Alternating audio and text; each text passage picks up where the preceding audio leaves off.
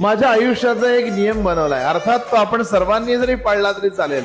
आपल्याला आयुष्यामध्ये कोणतरी नावं ठेवणार असते, कोणतरी वाईट म्हणणार असतंय किंवा काहीतरी म्हणणार असते, किंवा तुमच्या प्रत्येक चांगल्या प्रयत्नांना तो ढोंगी म्हणतो, तुमच्या प्रत्येक चांगल्या गोष्टीला तो वाईट म्हणत असतो. लक्षात घ्या, अशा माणसाविषयी जाणून घेण्याची वृत्तीच ठेवू नका.